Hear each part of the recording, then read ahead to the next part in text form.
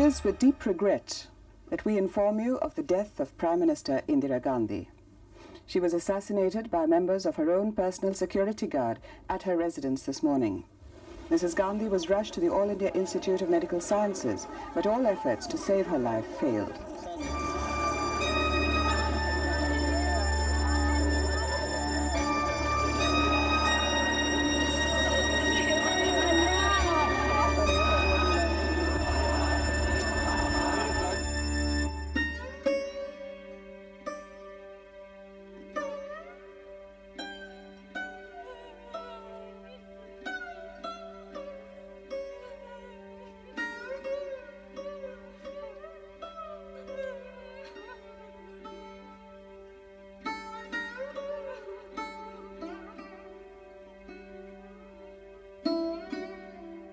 Indira Gandhi, India's Prime Minister, has been assassinated.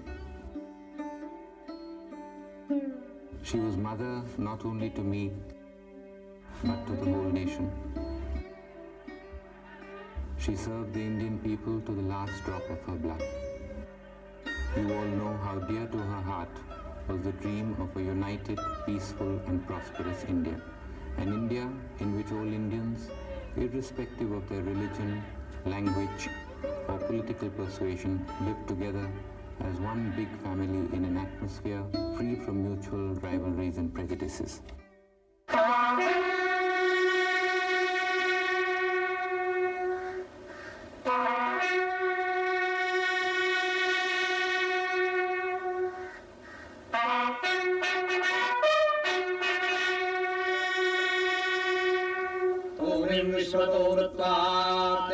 Dashangulom Purushavedam Sarvam Yadbhutam Yaccha Bhavyam Utam Tatvasya Shano Yadanne Natirohato. When the world first saw him, he was shrouded in tragedy. But where did the story of Rajiv Gandhi begin?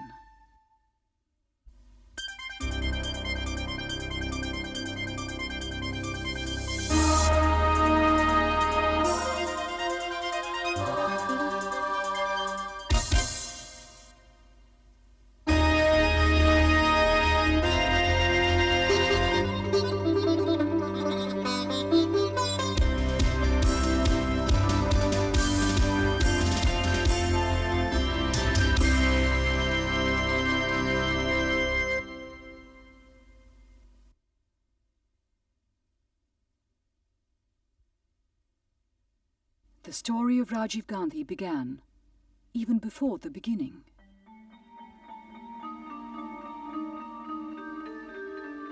It began when Indira Nehru was 13.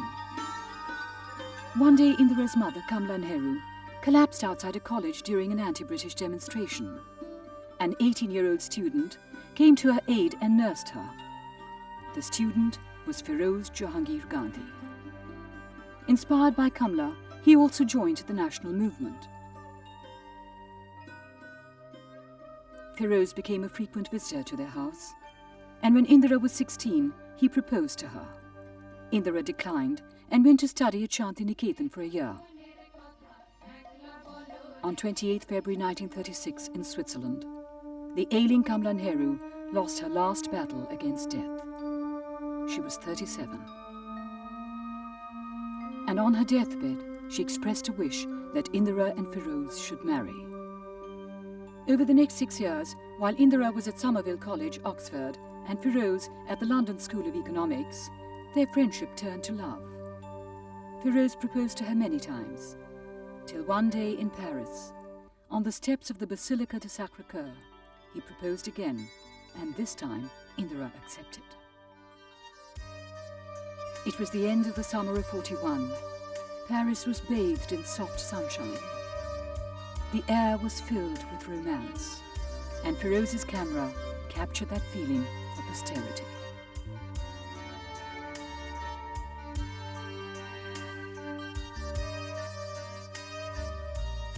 A controversial year later, the marriage between the Parsi Feroz and the Kashmiri Indira was solemnized on March 26, 1942.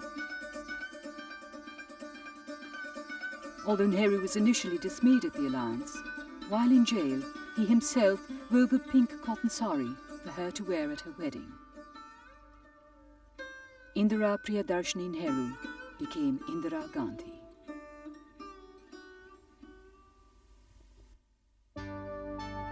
On 20th August 1944, in Bombay, at 8:22 a.m., at what was then the Shirodkar Clinic, Indira gave birth to her firstborn, christened Rajiv Ratna Birjis Gandhi by his grandfather. बचपन में उसने बहुत ही कम तंग किया। जब बिल्कुल छोटा baby था तो महीने भर तो रात और दिन रोया।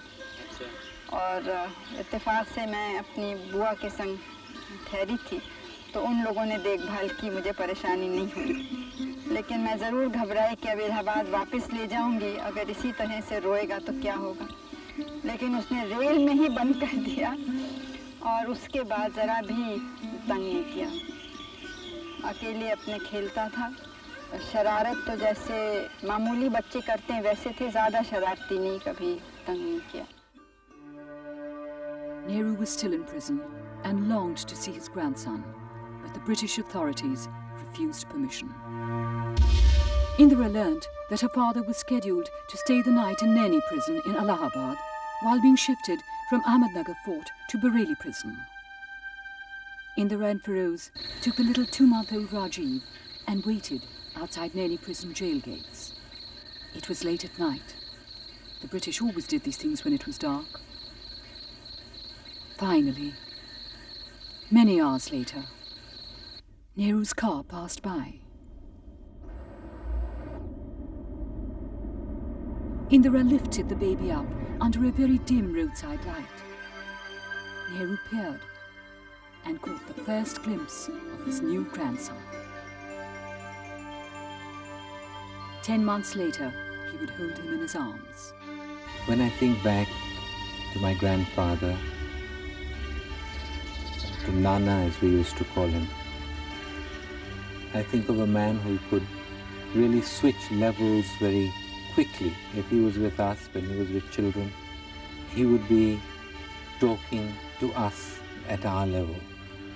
He also took a lot of interest in seeing that we got involved in various things. Perhaps to broaden our horizons, perhaps to develop our characters. Then sometimes he'd take us on his foreign trips. I remember Yugoslavia in the 50s. But perhaps what I remember best is the human values that he inculcated in us. Perhaps because of that grounding, I still find it very difficult to understand all the complications of religion and caste that exist in India. Rajiv spent his early childhood in the Prime Minister's house as the grandson of Pandit Jawaharlal Nehru. क्योंकि उसकी संजय से उम्र बड़ी थी तो मेरे पिता के ज़्यादा निकट था वो। तो वो कहीं जाते थे तो अक्सर संग ले जाते थे, मैं न भी जाऊं तब भी।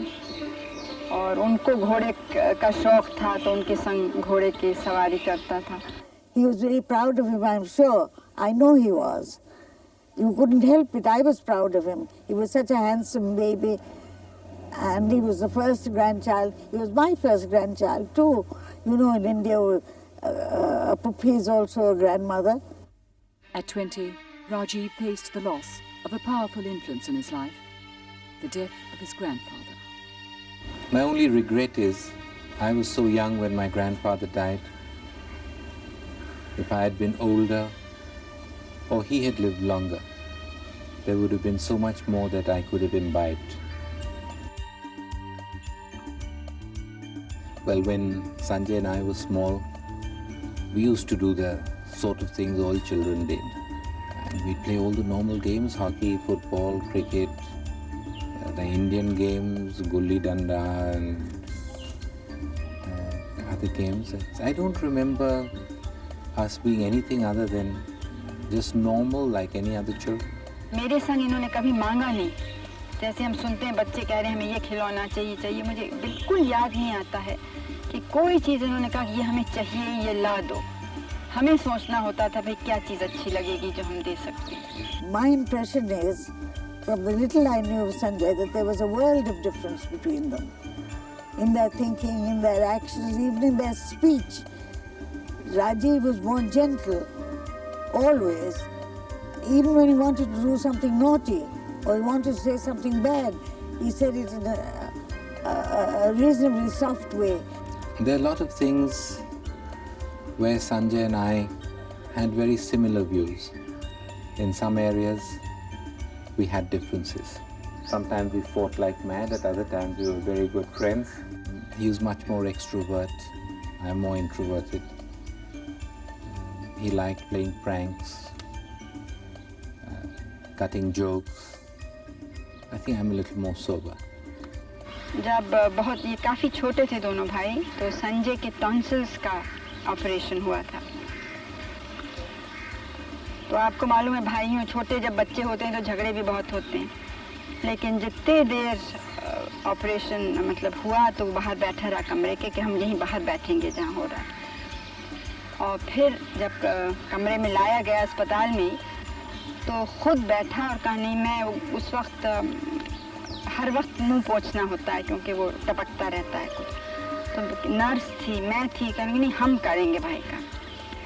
तो खुद देखता रहा, मगर जैसे ही संजय को होश आया वैसे अच्छा अब हम जाते हैं। तो इस तरह से मतलब दिखावटी चीज़ से बहुत हमेशा ज़रा झिझकता है, लेकिन काम के वक्त या जब चिंता का होता है तब हमेशा साथ देने की आदत रही है। I was close to my mother for obvious reasons.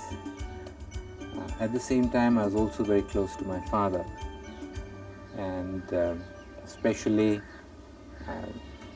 his interest in hobbies and in doing things kept us very close together. Feroz Gandhi, a journalist, was also a progressive congressman and a member of parliament. He was a bit reserved, he was quiet. At the same time, he had a very, very good sense of humor. He liked doing things with his hands. He had a little workshop and he was always doing things. He had a little lathe and drills and all sorts of things.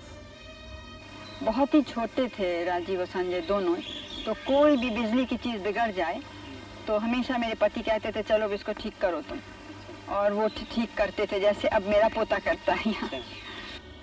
I think he also taught me a dignity of labor, not hesitating to work with your hands, being straight and truthful, not hesitating to speak out. On 8th September 1960, Feroz Gandhi died of a severe heart attack. He was only 48. The last time I remember seeing my father alive was on a holiday that we had all gone for, the whole family together, all four of us. And we'd spent about a month in Kashmir in a houseboat, and after a very long time the family was united and together, and some of the old problems had disappeared, and it was a very happy period. After that, well, we came back to Delhi and I went back to school, and the next thing we heard was that my father was very ill and that we had to rush back to Delhi. But by the time we arrived at Delhi, he had already died. It was too late. It was the first real death of a close person. I went through a very difficult period, but we'd been brought up in perhaps to be a bit stoic, and I kept it all inside. I didn't let it come out or show in any way. I remember my mother was a little worried because she spoke to some people and saying that Rajiv is bottling it all up inside, it's not coming out. So something happened, but well, it remained with me.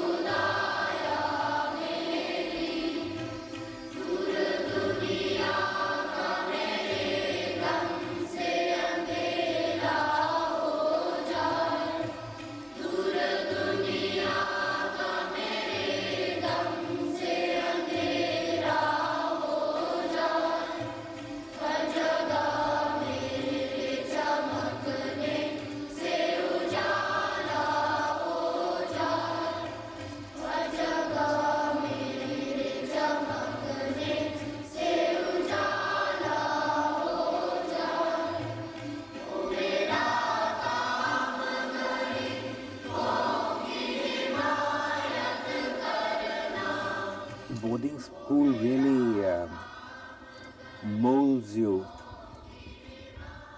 to a very great degree. And I'm sure that the school has had a very deep effect.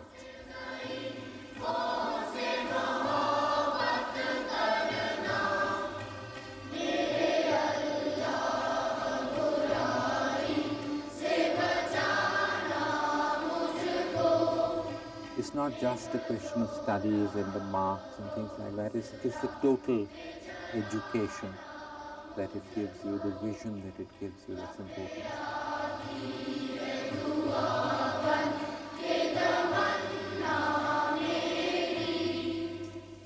In school, my favorite subjects were maths and geography. What kind of a student was he? That's much better. You ask somebody else. Terrible, I think.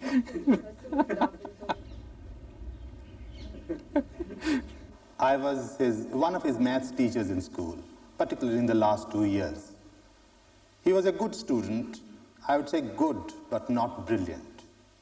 As a boy in the class, otherwise a little shy and reserved, it was difficult to get him out to talk. Yes, I was. I was very quiet, very shy.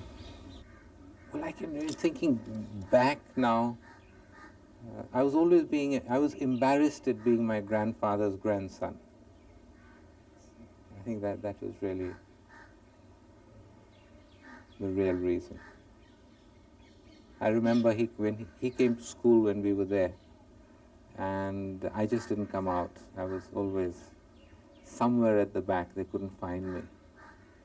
After a year at Imperial College in London, Rajiv moved to Trinity College, Cambridge, for a course in mechanical engineering.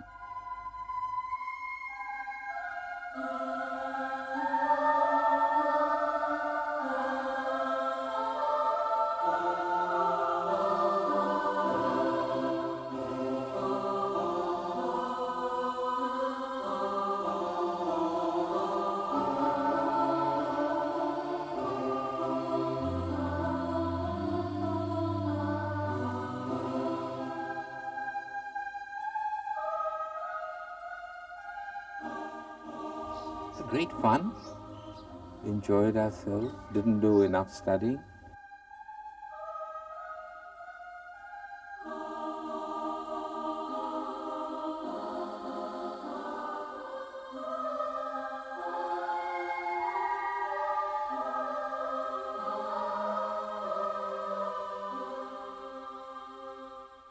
I think it really built your character, it developed your personality there and gave you a view of the world which you don't get from India, and especially if you're related to, the Prime Minister, grandson of the Prime Minister. Even a grandson of a Prime Minister is hard up at times.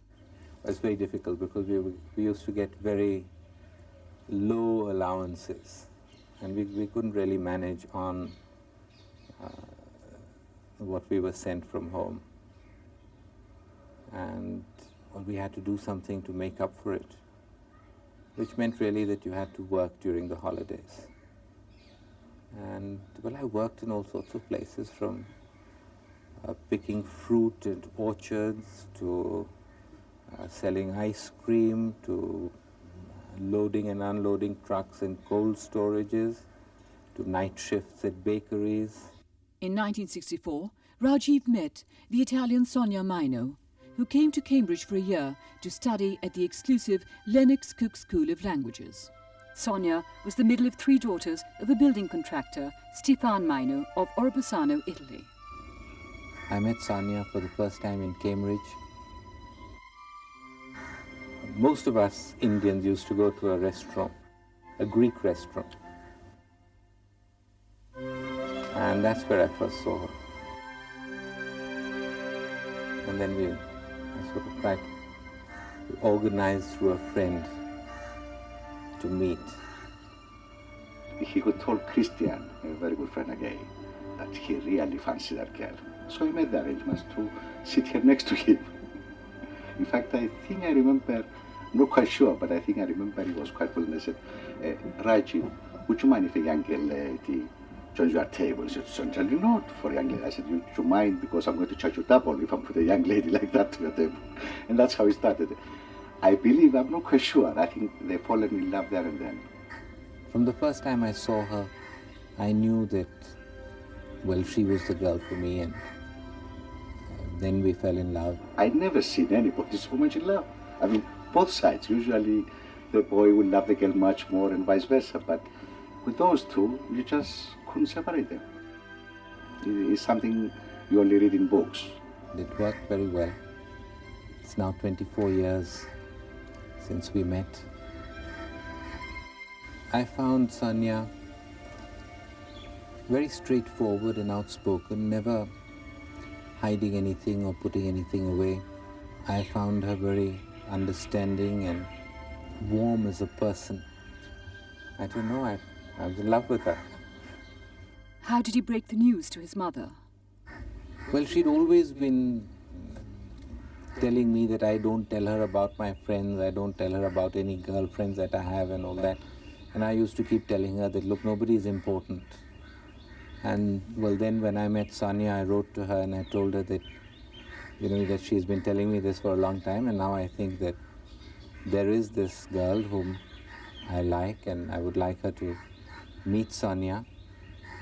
And I took Sonia down to London to meet her. She was passing through London on a trip. And well, that's where they met for the first time. My mother had, well, first she wanted to make sure that I was sure of my mind, and also that Sonia was very clear in her mind, because she realized the differences in cultures and what it meant living in India and, well, being in, with all the complications there are of being in our family. And she'd asked us to wait a little while and see how things develop, and that's what we did. We waited a few years. And so Rajiv returned to India in 1965 and pursued his early interest in flying.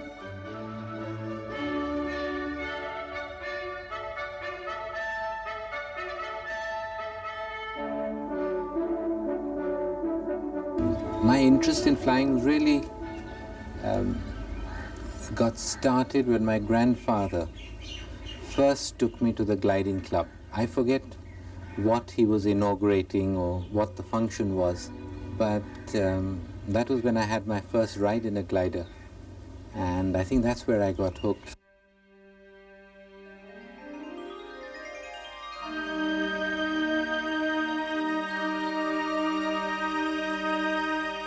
I enjoyed it.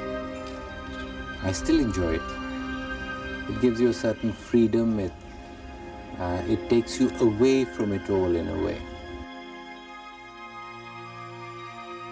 It's a combination of a man and a machine working together very closely, having a very accurate control over the machine, especially on approaches and landings. It has to be very, very precise to be good. And it makes you feel good when you do it well. At the same time, it requires a tremendous amount of discipline, because if you go out of discipline, it's very unforgiving. It doesn't let you get away with indiscipline or with mistakes. He proved to be an excellent pilot and easily acquired a commercial pilot's license. He joined India's domestic carrier, Indian Airlines, as a check pilot of the Avro planes. 3 years passed. Rajiv and Sonia were in no doubt about their feelings for each other. And then Sonia came to India and we got married.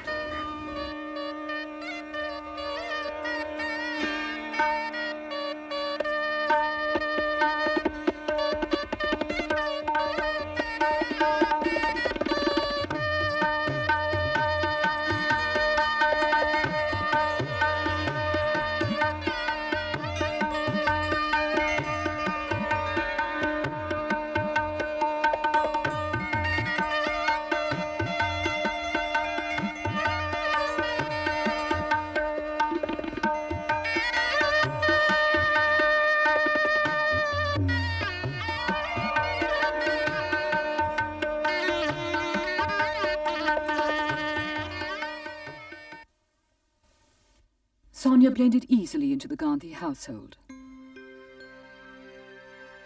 And with the birth of Rahul and Priyanka, she seemed to blossom into motherhood. Sonia also played hostess to her busy mother-in-law. A strong emotional bond grew between them. Indiraji had no daughter, and she always used to miss that part of the experience. And Sonia became a daughter. She became very devoted to Indiraji, and she in turn became very, very fond of her. And she, I think, in certain things, she depended a great deal on her. She had a very good relationship with my mother.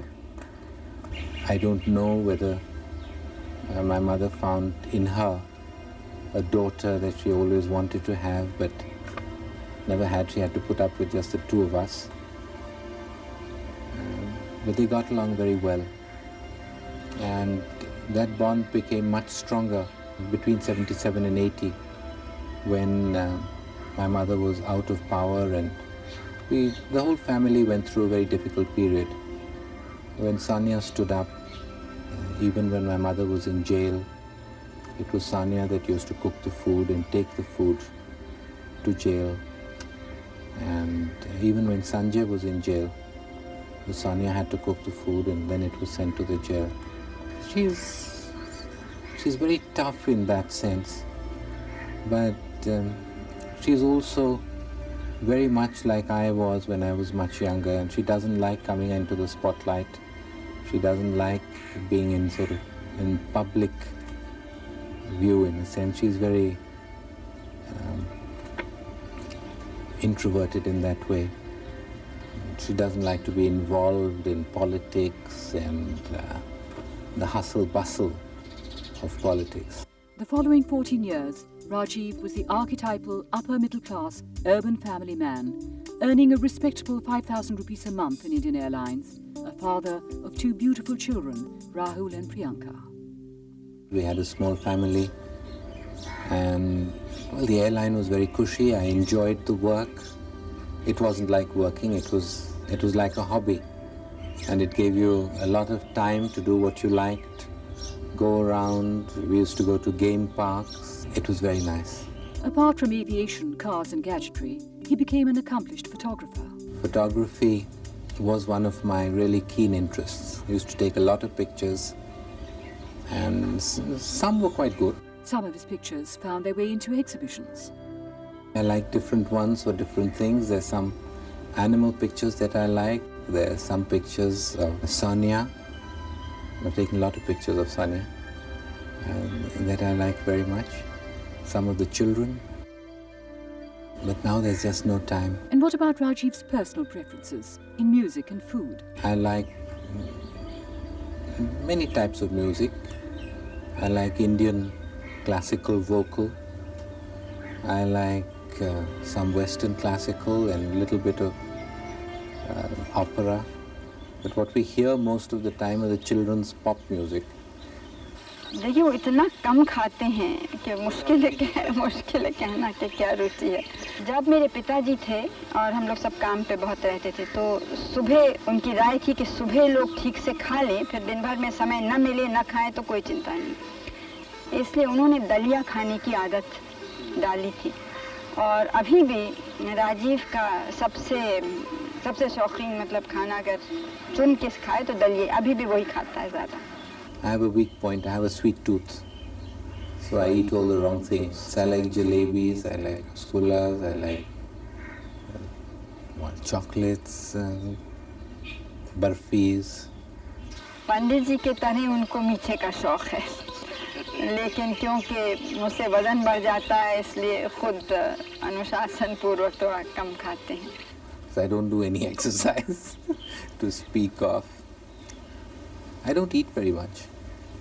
पहले हमारे यहाँ राजीव गांधी बहुत आया करते थे prime minister बनने से पहले, और अक्सर वो फैमिली के साथ आया करते थे। तो मेरे से कहते थे भाई मदनलाल वो पुदीना पराठा लिया, भाई कड़क पुदीना पराठा, तो मैं लेके जाता था साहब के लिए, बड़े खुश हो जाते थे। लेकिन अफसोस की बात तो ये है कि जब से वो प्रधानमंत्री बने वो बुखारा में तो आते नहीं अब।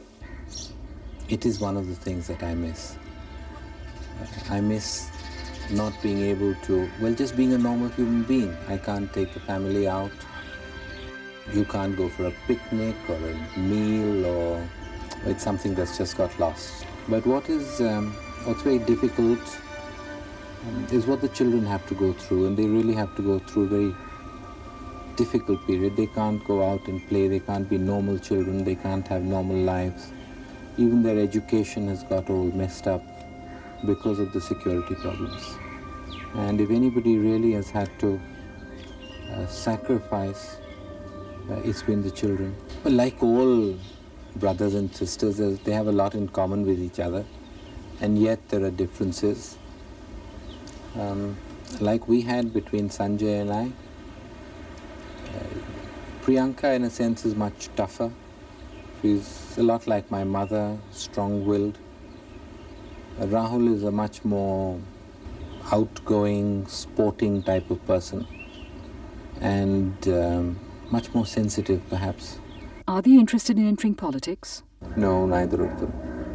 They're still in a very developing stage, so it's difficult to say what they'll turn out to be.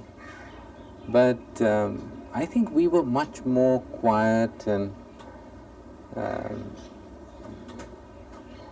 well, like I said earlier, less interested in politics. They read the newspapers, they're very interested in what's happening, both of them. Who would he say is more suitable to politics? You know, it's difficult to say who's suitable to politics. I wouldn't have said I was suitable for politics, but here I am. What kind of a father is Rajiv? Well, I like to let the children grow up with the broadest possible vision, without trying to push them in any direction which I think is right, or trying to influence them into a particular thing. But at the same time, I feel that it's important to be tough on the other side and see that they don't go into a direction that I think is wrong. So I think I'm fairly accommodating to a great degree, and then not beyond the point. What is the secret of his happy married life? I don't know. We love each other, I think. And we still do after so many years. What kind of a husband would he describe himself as? How can I answer that? Well, caring, I hope. How would he advise other husbands? I think, one thing that does happen is that one gets too involved with work and neglects the family, the home, forgets that the wife is a person, is a human being, and needs to be, well, dealt with as another human being. And I think perhaps that's the most important. And giving adequate, well, within the constraints, adequate time and attention to the home, to the family. The family is an equal responsibility, and I don't really divide up anything as her problem and my problem. I'm talking in the home. Of course, on the work side, it's totally different. When the children were small, we used to take turns and, staying up nights to see who looks after them, One night I'd stay up, and then one night she'd stay up, so we shared fairly equally in bringing them up. His life as a family man and a pilot seemed unaltered by the political storms that were buffeting Mrs. Gandhi.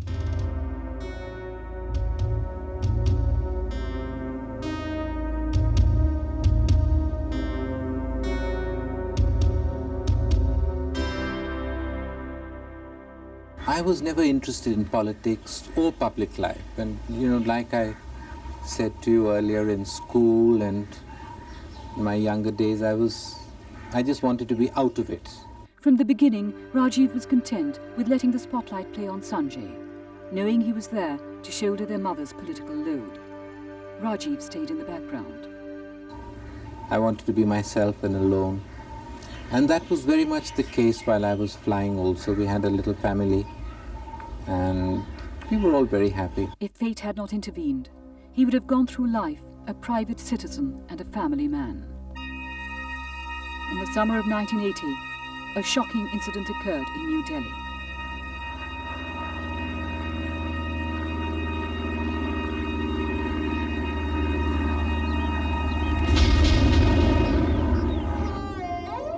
A Pitts aircraft crashed, killing the pilot, Rajiv's younger and politically aspiring brother, Sanjay. It would take Rajiv another few months to realize the cause and effect of this accident that would change the entire focus of his life. Suddenly, as if by some preordained scheme of things, Rajiv became the focus of political and public attention.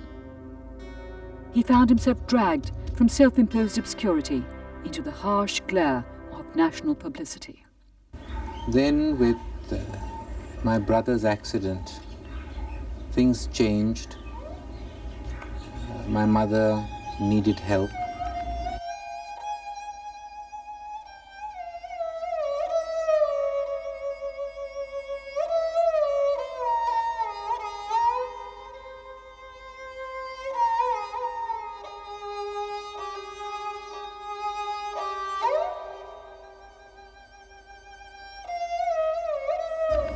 She felt that she couldn't get it from anywhere except from me.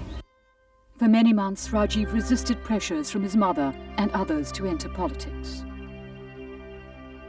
Until a year later, he finally decided to enter the political arena. We had very long talks, my wife and I, before I left flying and I joined politics. She was not too happy about it, mainly because she felt that in a sense she would be losing me. I think that was the crux of the issue, but when we talked about it and discussed it, it was a joint decision. On May 10th, 1981, Rajiv's resignation from Indian Airlines was accepted.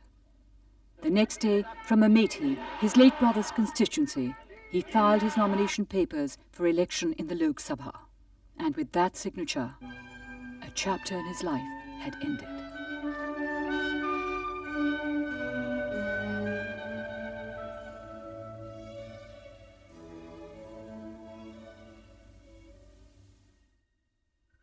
And a new one had begun.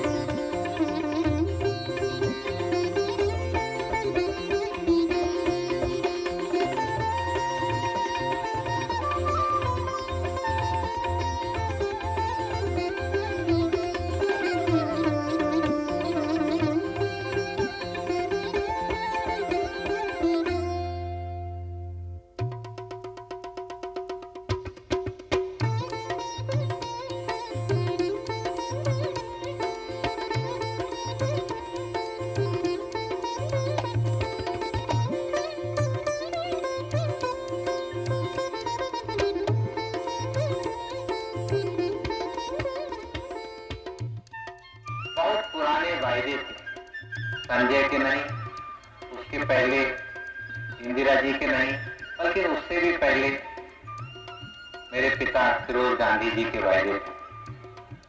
और तब से लेके आज तक जो काम हो रहा है, एक तरह से उनके वायदे पूरे करने पर हो रहा है। The election was held on 14th June 1981.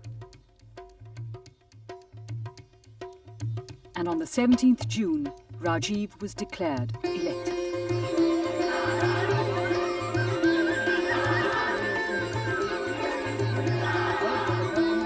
Sonia would probably have been quite content to linger in the shadow of her protected privacy.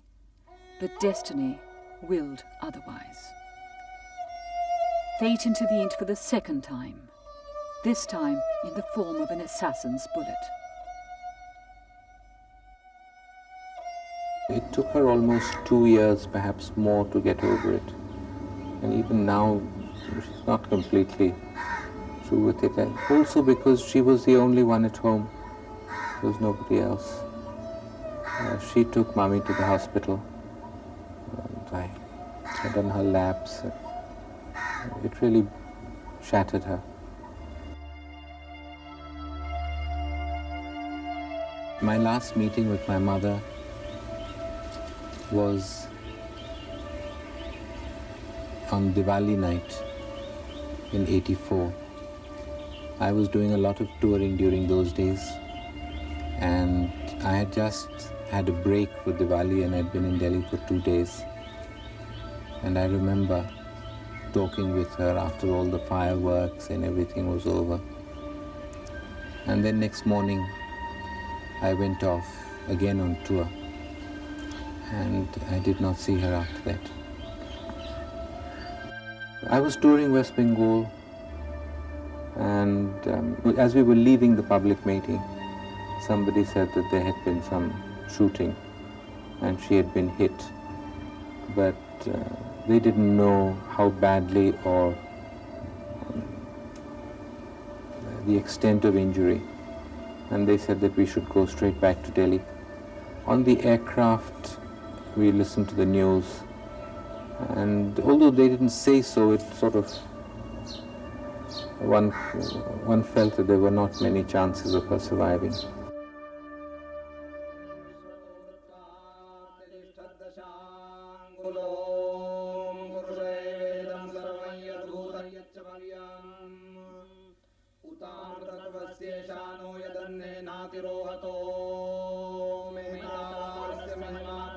So it was really with her, what might have happened, what she must have gone through.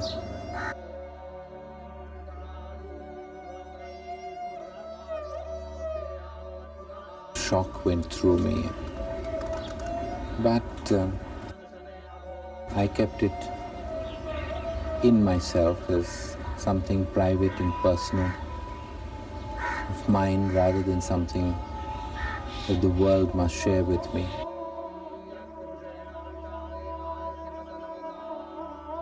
And that is how it has been.